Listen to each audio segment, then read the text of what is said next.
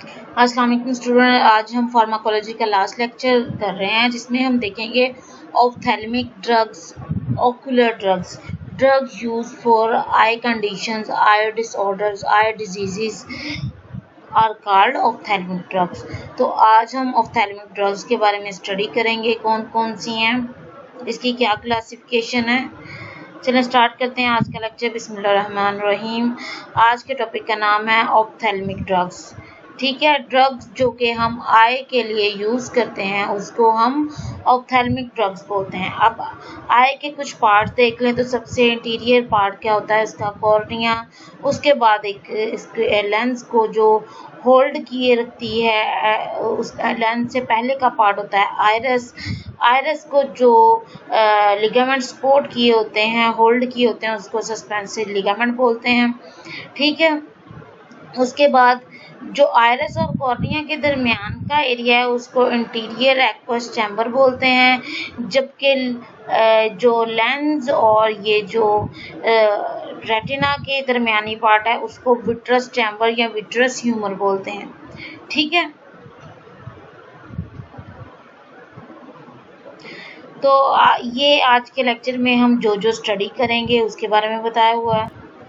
Mode of administration के drug को हम किस किस तरह आई के अंदर डालेंगे। सबसे पहले टॉपिकल इंस्टॉलेशन है, फिर पेरीओकुलर इंजेक्शन, इंट्राओकुलर इंजेक्शन और सिस्टेमिक एडमिनिस्ट्रेशन।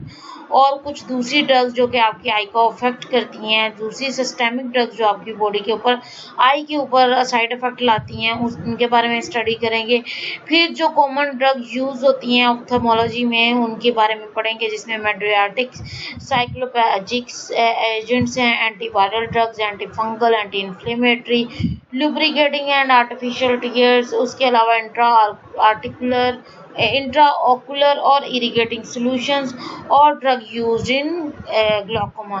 तो ये सारी ड्रग्स जो हैं जिसके बारे में हम पढ़ेंगे। सबसे पहले मोड ऑफ एडमिनिस्ट्रेशन के बारे में देखते हैं कि हम बॉडी में किस किस रूट के थ्रू इन आई के जो ड्रग्स हैं उसको इंजेक्ट करेंगे बॉडी के अंदर। तो सबसे पहले टॉपिकल मेथड है जिसके अंदर हम या ड्रॉप की फॉर्म में या ऑइंटमेंट की फॉर्म में या जेल की फॉर्म में आई में ड्रग्स देंगे। ठीक है, सॉफ्ट कॉन्टैक्ट लेंस की फॉर्म में भी दी जा सकती हैं। उसके बाद पेरीओकुलर ड्रग्स, वो ड्रग्स ये वो इंजेक्शन की फॉर्म में दिए जाते हैं जिसमें सब कंजक्टिवा, सबटिनोन और पेरीबल्बर और रेट्रोबल्बर की फॉर्म में इंजेक्ट किया जाता है। ये देखें, एक इंजेक्शन होता है जिसमें हम मसल और नर्व के दरमियान जब इंजेक्ट करते हैं ड्रग को, उसको सबटिनोन बोलते हैं। ये देखें, फिर जो कंजक्टिवा होता है आई में उधर जो इंजेक्ट करेंगे सब कंजक्टिवल। ये जो मस्कुलर पार्ट है उसको रेट्रोबल्बर पार्ट बोलते हैं। जो आई के पिछला पार्ट है उसको रेट्रोबल्बर बोलेंगे, उसमें जो इंजेक्शन यूज होगा उसको रेट्रोबल्बर पाथवे बोलेंगे या रूट ऑफ एडमिनिस्ट्रेशन बोलेंगे।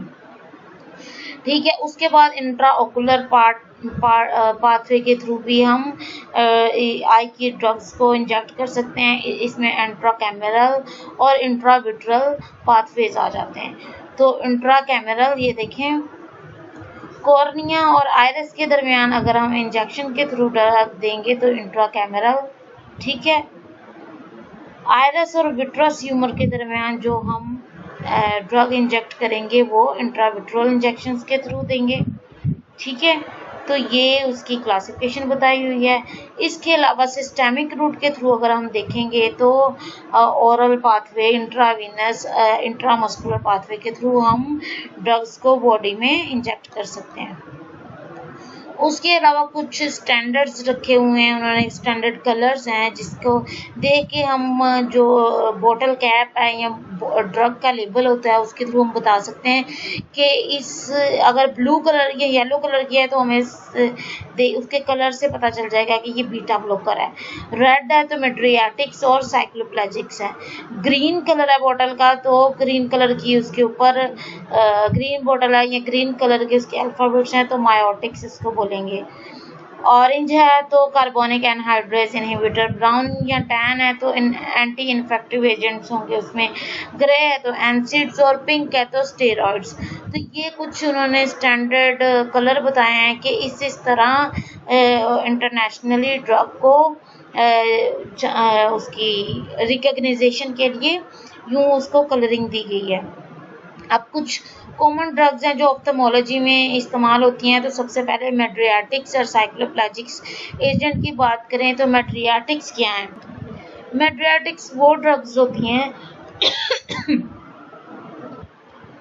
मेड्रियाटिक्स वो ड्रग्स होती हैं जो कि आपके प्यूपिल को, आई के प्यूपिल को डायलेट कर देती हैं, और जो अगर कभी सिलरी मसल्स की कॉन्ट्रैक्शन की वजह से आपकी आई पेन कर रही है तो उसको रिलैक्स करने के लिए, आई मसल को रिलैक्स करने के लिए जो ड्रग्स यूज़ होती हैं उसको मेड्रियाटिक्स बोलते हैं। ठीक है, इसकी सबसे इसमें जो ड्रग्स आती हैं फिनाइलेफ्रीन आ जाती है। ठीक है, साइक्लोप्लेजिक्स ये एक साइक्लोप्लेजिक्स ड्रग्स भी मेट्रियासिस में यूज़ होती हैं। इसके अलावा ऐसी कंडीशन जब आपकी आई किसी एक अकोमोडेशन का रिफ्लेक्स वीक हो जाए या अकोमोडेशन रिफ्लेक्स पैरालाइज हो जाए तो इस कंडीशन में ये ड्रग्स दी जाती हैं, जिसमें atropine sulphate, homatropine, hydrobromide, cyclopentolate, hydrochloride और ट्रोपिसमाइड्स आ जाते हैं इसमें। अच्छा, अब वन बाय वन फिनाइलेफ्रीन को सबसे पहले देखते हैं। ये मेड्रियाटिक्स थे, इसका काम क्या था कि ये आपकी प्यूपिल की डायलेशन करवा रहे थे। तो ये आपकी आई के ऊपर डायरेक्ट एक्ट करेंगे, ड्रॉप्स के फॉर्म में मिलते हैं ये इस तरह। और ये क्या किस किस कंडीशन में यूज़ हो सकते हैं? सबसे पहले ये आप इसको कोआगुलेशन की कंडीशन में यूज़ कर सकते हैं। उसके अलावा ऐसी कंडीशन जिसमें जो ग्लाइकोमा हम एंड में पढ़ेंगे, जिसमें हम देखेंगे कि जो देखने का एंगल होता है, एंगल क्लोजर ग्लाइकोमा, ये ग्लाइकोमा की कंडीशन है, उस कंडीशन में भी हम इसको दे सकते हैं। इसके अलावा ऐसी सर्जरी जिसमें कॉन्ट्रा इंडिकेशन ज़्यादा हों, उस केस में भी हम इसको फिनाइलेफ्रीन को दे सकते हैं। अब इसकी कॉन्ट्रा इंडिकेशन क्या है कि नैरो एंगल ग्लाइकोमा की कंडीशन डेवलप हो सकती है। ये ग्लाइकोमा की एक फर्दर क्लासिफिकेशन के अंदर आ जाता है। हाइपरटेंसिव पेशेंट को, डायबिटीज़ के पेशेंट को, एनायूरियम के पेशेंट को, कार्डियक डिजीज़ के पेशेंट को, या ऐसे पेशेंट जो रेज़ेप्रीन ले रहे होते हैं, जैसे कि जो कि ब्लड प्रेशर को कंट्रोल करने के लिए हाइपरटेंसिव पेशेंट इस्तेमाल कर रहे होते हैं, उन ऐसी कंडीशन में ये ड्रग्स आई पेशेंट को नहीं दी जाती। एडवर्स इफेक्ट में इसमें स्टिंकिंग होती है, उसके अलावा हाइपरटेंशन हो सकती है, हेडेक, ब्रोएक, ये सारी कंडीशन डेवलप हो सकती हैं। और इसकी डोज हम 1 to 2 ड्रॉप्स देते हैं। उसके बाद हम बात करते हैं एट्रोपिन की। एट्रोपिन सल्फेट एंटीकोलिनर्जिक है। इसका काम क्या होता है कि ये कोलिनर्जिक जो इसका काम क्या होता है कि ये आपके पीपल की डायलेशन करवाती है। स्ट्रोंगर साइक्लोप्लेजिक्स है, मतलब ये एकोमोडेशन रिफ्लेक्स को वापस लाने की कोशिश करती है। Inhibitor of muscarine action of acetylcholine, इसका मतलब ये है कि ये जो मस्कुरानिक एक्शन होता है एसिटाइलकोलिन का, उसको इनहिबिट कर देती है। मतलब ये पीपल को डायलेट करके, सिलरी मसल को रिलैक्स करके जो कंडीशंस डेवलप होती हैं, इन्फ्लेमेटरी कंडीशन होती हैं, जैसे मेड्रियासिस है, साइक्लोप्लेजिया है, उसके अलावा इन्फ्लेमेटरी आई की कंडीशन है, एम्ब्लोपिया की थेरेपी के अंदर इसको यूज़ करते हैं। एम्ब्लोपिया थेरेपी ये एक ऐसी थेरेपी है जिसमें हम ब्रेन को फोर्स करते हैं कि वो जो वीकर आई है उसके थ्रू हम वीएन को स्ट्रॉन्ग कर रहे होते हैं। कॉन्ट्रा इंडिकेशन इसमें ग्लाकोमा की फर्स्ट डिग्री ग्लाकोमा हो जाए, हाइपर सेंसिटिव पेशेंट हो, एडवर्स इफेक्ट में एलर्जी हो सकती है, एलर्जिक रिस्पॉन्सेज आ सकते हैं, blur vision, photophobia, dryness of skin, mouth, skin rashes, इस तरह की कंडीशन डेवलप हो। इसकी डोज 1 से 2 ड्रॉप हम देते हैं पेशेंट को 0.5% सोल्यूशन के साथ। अब होमाट्रोपिन ये कैसे, ये भी एंटीकोलिनर्जिक है। इसका काम भी क्या होगा कि एसिटाइलकोलिन के ऊपर जाके एज ए इनहिबिटर एक्ट करना, मसल्स को रिलैक्स कर देना। इसके अलावा इसका इफेक्ट लॉन्ग लास्टिंग है। साइकोप्लेजिक रिफ्रैक्शन के अंदर इसको इस्तेमाल किया जाता है। साइकोप्लेजिक एक कंडीशन ऐसी होती है जिसमें जो सिलरी मसल्स होते हैं वो पैरालाइज हो जाते हैं और उनकी जो अकोमोडेशन रिफ्लेक्स होता है वो ज़ीरो पे आ जाता है। पैरालाइज हो जाएगा, अकोमोडेशन नहीं कर सकेगा पेशेंट। तो ऐसी कंडीशन में इन ड्रग्स को दिया जाता है। ठीक है। कॉन्ट्रा इंडिकेशन इसमें क्या होती हैं? Tendency with occludable angles, patient who have allergic to atropine, ऐसे पेशेंट जो एट्रोपिन से एलर्जिक हैं उनको ये ड्रग्स नहीं दी जाती है। एडवर्स इफेक्ट में कंजक्टिवा की स्वेलिंग हो जाएगी, वास्कुलर कंजेशन हो जाएगा, एडिमा हो सकता है। उसके अलावा इसकी ड्रॉप्स 1 से 2 ड्रॉप डोजेज की फॉर्म में देते हैं और ये 5 से 10 मिनट बाद इस डोज को रिपीट करते हैं। फिर उसके बाद पेंटोलेट की बात करते हैं। ये भी एंटीकोलिनर्जिक है। इसका काम भी आई के मसल की रिलैक्सेशन में आता है। इसको हम ऐसे जो 12 से 20 साल की उम्र के पेशेंट है उसमें देंगे। कॉन्ट्राइंडिकेशन में इसमें नैरो एंगल ग्लाइकोमा के पेशेंट को, हाइपरसेंसिटिव पेशेंट को, अमाइनल प्रॉब्लम्स के पेशेंट को हम ये ड्रग नहीं देंगे। इसकी वजह से इसके एडवर्स इफेक्ट में इंट्राओकुलर प्रेशर इंक्रीज कर जाता है, ब्लर विजन हो सकती है, फोटोफोबिया हो सकता है, साइकोटिक रिएक्शंस आ सकते हैं, dry mouth, headache, allergic reaction.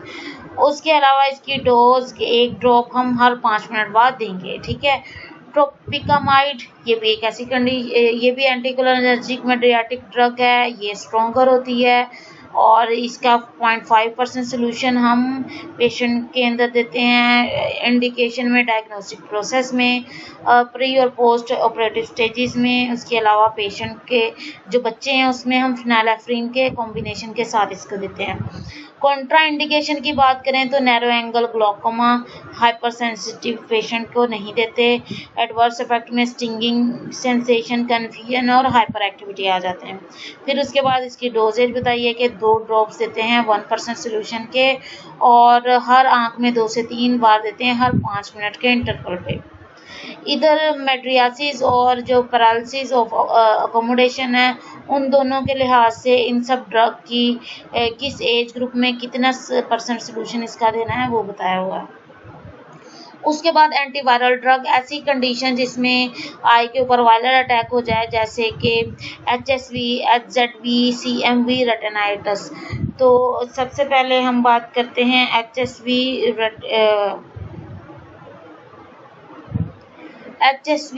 Retinitis. ये ऐसी कंडीशन है जिसमें हर्पीस सिम्प्लेक्स वायरस अटैक कर रहा होता है।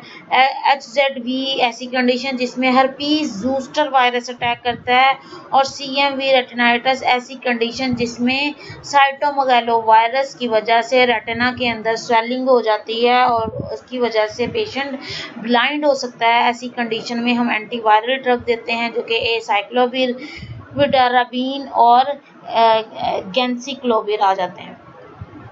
एसाइक्लोविर, सबसे पहले एसाइक्लोविर की बात करें, इसका काम क्या है? ये वायरस के DNA के ऊपर अटैक करके वायरस की जो फॉर्मेशन है उसी को इनहिबिट कर देता है, जिसकी वजह से वायरस जो भी हो, चाहे वो हर्पीस ज़ूस्टर हो, साइटोमेगालो हो, उसकी जो प्रोडक्शन है वो रुक जाती है।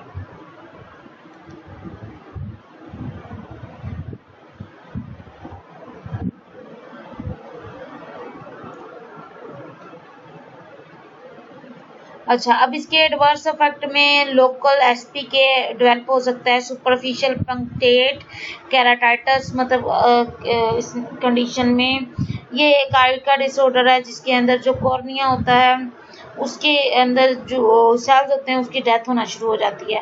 उसके अलावा इसके अंदर इसके सिस्टमिक इफेक्ट हैं, nausea, vomiting, headache, anorexia, dizziness, fatigue वगैरह की कंडीशन डेवलप हो सकती है। इसकी डोजेज टॉपिकल देंगे 3% सोल्यूशन को 5 टाइम्स अ डे।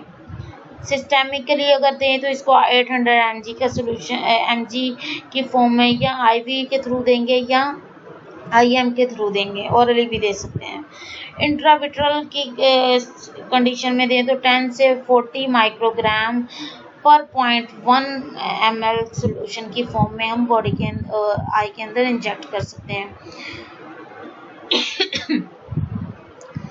विट्राविन ये केराटाइटिस की फॉर्म कंडीशन में दिया जाता है। इसकी इंडिकेशन क्या है? कंजक्टाइवल एक्यूट केराटो कंजक्टाइवस हो जाए, recurrent epithelial superficial keratitis caused bye herpes virus. ऐसी कंडीशन जब हर्पीस वायरस से कोई इन्फेक्शन हो जाए तो हम विट्राविन देते हैं।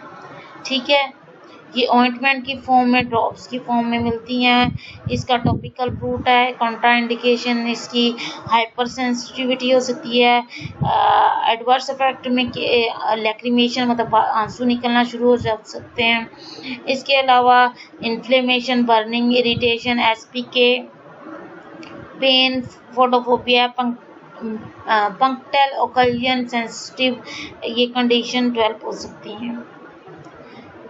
गैंसिक्लोवर ये भी साइटोमेगल रेटिनाइटिस की फॉर्म की कंडीशन में देंगे। 10 से 25 टाइम्स ये इफेक्टिव होता है साइक्लोविर की निस्बत। इसको हम रेटिनल नेक्रोसिस की कंडीशन में भी दे सकते हैं। कॉन्ट्रा इंडिकेशन इसकी प्रेग्नेंट वुमेन है, हाइपर सेंसिटिव पेशेंट है। एडवर्स इफेक्ट में इसमें माइलोसप्रेशन हो सकती है, मतलब जो माइलिन शीथ है वो डिस्टर्ब हो सकती है, नेफ्रोटॉक्सिसिटी और लिवर एंजाइम इंक्रीज हो सकते हैं। उसके बाद इसकी डोजेज बताई हुई है। एंटी फंगल ड्रग के अंदर इसमें नेटामाइसिन और एम्फोटेरिसिन भी आ जाते हैं। नेटामाइसिन ये स्ट्रेप्टोमाइसिस नेटालेंसिस की कंडीशन से डिराइव की हुई है। ये इसको हम टॉपिकली देते हैं कॉर्निया स्ट्रोमा की कंडीशन में। इसके अलावा अगर फंगल फेब्राइटिस मतलब फंगल इन्फेक्शन हो जाए, आई पे कंजक्टाइवस, इन्फ्लेमेशन, रेडनेस आ जाए, इसकी कॉन्ट्राइंडिकेशन में हाइपर सेंसिटिविटी की कंडीशन में नहीं देते। एडवर्स इफेक्ट इसके कंजक्टाइवल की chemosis, hyperaemia, redness, increase temperature, allergic जो कंडीशन है इस कंडीशन में हम नहीं देते और एक ड्रॉप देते हैं हर 2 घंटे बाद। एम्फोटेरिसिन भी ये भी एंटी फंगल है। इसको हम ये क्या करती है, ये फंगल सेल मेम्ब्रेन के साथ अटैच होकर उसको किल कर देती है। इसका एंटीबायोटिक इफेक्ट भी है, इसलिए हम इसको इन्फ्लेमेशन में की कंडीशन में भी दे सकते हैं।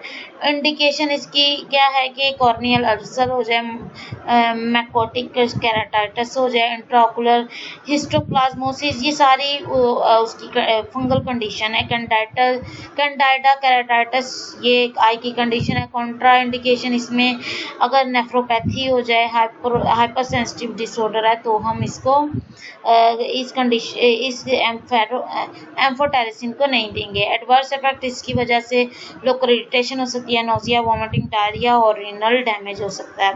डोजेज इसकी हम टॉपिकल 0.15% की फॉर्म में देते हैं। सब कंजक्टाइवल भी दे सकते हैं, इसको सिस्टेमिकल रूट के थ्रू भी दे सकते हैं। एंटी इन्फ्लेमेटरी एजेंट्स की बात करें तो नॉन स्टीरॉयडल और स्टीरॉयडल हैं। नॉन स्टीरॉयडल में टॉपिकल में फ्लूब्रोफिन सोडियम आ जाती हैं और सिस्टेमिक के फॉर्म में कैटरोलैक, ट्रोमेथामाइन आ जाती हैं। टॉपिकल में स्टीरॉयडल में टॉपिकल में फ्लोरोमेथिलोन और सिस्टेमिक में प्रेडनिसिलोन। अब फ्लोरोब्रोफिन सोडियम की बात करें तो ये साइक्लो ऑक्सीजनेज एंजाइम को इनहिबिट करता है और इसकी वजह से जो इंट्रा ऑपरेटिव मियोसिस है, मतलब आइस की अगर लैक्रिमेशन हो रही है उसको इनहिबिट करता है। इसके अलावा हम लेज़र थेरेपी, लेज़र ऑपरेशन के बाद पहले और बाद दोनों की कंडीशन में इसको यूज़ कर सकते हैं। इसकी कॉन्ट्रा इंडिकेशन में अगर केराटाइटिस हो जाए, हाइपर सेंसिटिव पेशेंट है या पेशेंट जिसकी ब्लीडिंग नहीं रुक रही, उसको कोagulation की कोई डिजीज़ है, उस कंडीशन में भी ये ड्रग नहीं दी जाती। एडवर्स इफेक्ट इसकी वजह से बर्निंग और स्टिंगिंग की कंडीशन डेवलप हो सकती है। डोज है जिसमें 4 ड्रॉप्स देते हैं, हर एक ड्रॉप हम 30 मिनट्स के बाद देंगे। केटरोलैक ट्रोमेथामाइन, ये भी हम प्रोस्टाग्लैंडिन बायोसिंथेटेज इनहिबिटर है, ठीक है। ये भी आई के मसल को रिलैक्स करेगा ऐसी कंजक्टिवा की कंडीशन में या सर्जरी जो पोस्ट एग्जामर सर्जरी जो होती है उस कंडीशन में हम इसको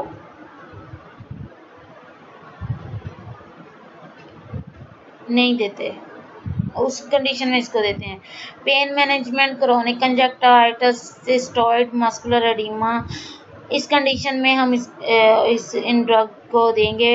उसके अलावा अगर पेशेंट में कॉन्ट्रा इंडिकेशन इसकी देखें तो ये SCL wearer, soft contact lens wearer जो होते हैं उसमें हम नहीं देते। एडवर्स इफेक्ट इसकी वजह से अगर हो तो transient stinging, ocular irritation, allergic reaction और केराटाइटिस की कंडीशन डेवलप हो सकती है।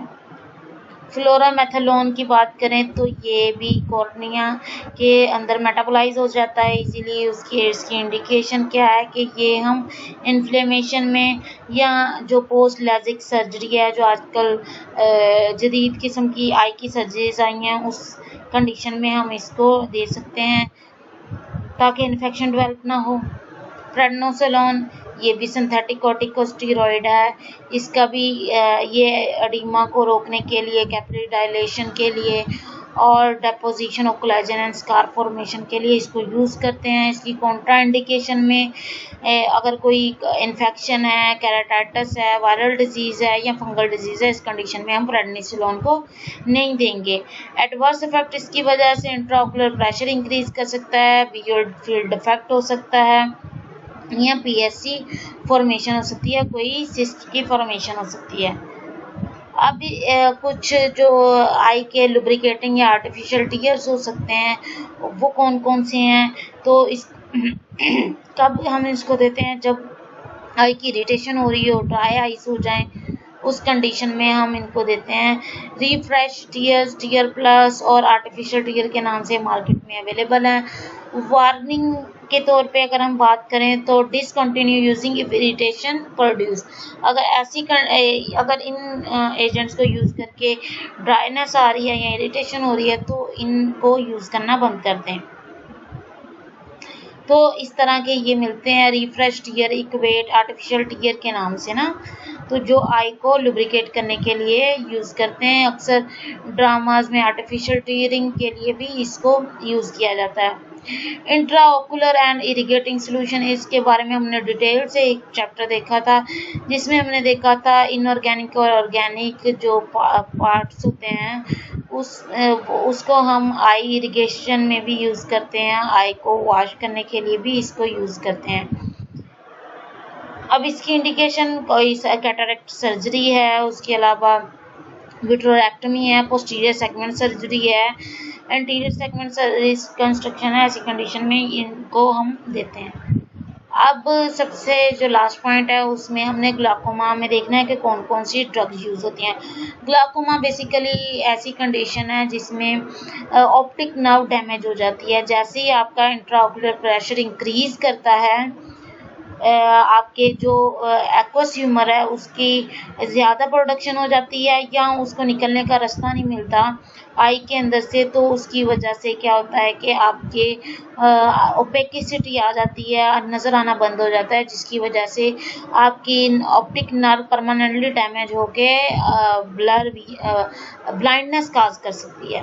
तो इधर कुछ ड्रग्स हैं जिस ड्रग की क्लासिफिकेशन है, उसमें ग्लाकोमा की ड्रग्स बताई हैं कि ग्लाकोमा बेसिकली होता क्यों है कि आपके आई के अंदर एक्वस जो ह्यूमर है, जो आपका इंटीरियर चैम्बर था आई का, उसके अंदर जो फ्लूइड था उसको एक्वस ह्यूमर बोलते थे।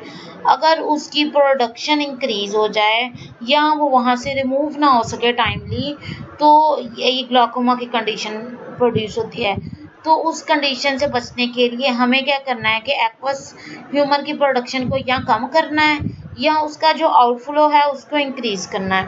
अब जो ड्रग्स एक्वस प्रोडक्शन को कम करती हैं वो ओकुलर बीटा ब्लॉकर्स हैं, जिसमें टाइमोलोल, बिटॉक्सोलोल और लिवोबुनोलोल और कार्टिलोल आ जाते हैं। इसको टॉपिकल बीटा ब्लॉकर्स के नाम से हम यूज़ कर सकते हैं, ठीक है, हम याद कर सकते हैं।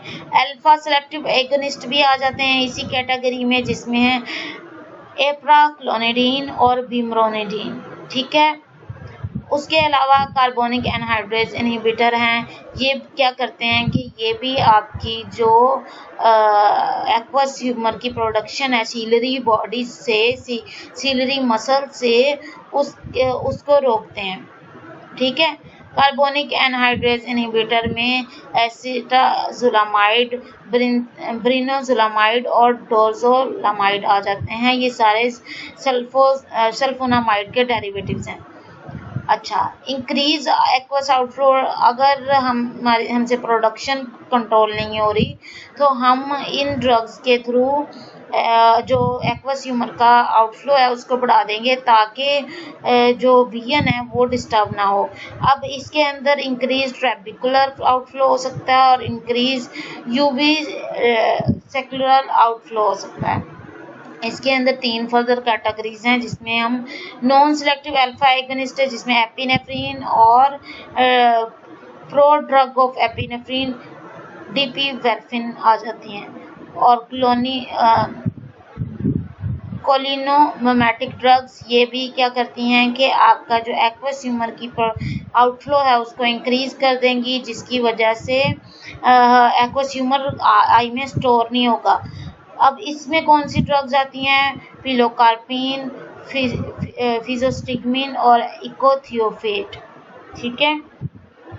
अब जो यूवियोस्कैलर आउटफ्लो को इंक्रीज कर देती हैं ड्रग, वो है प्रोस्टाग्लैंडिन एनालॉग्स, जिसमें लेटनोप्रोस्ट, बिमेटोप्रोस्ट और टेफ्लोप्रोस्ट आ जाती हैं।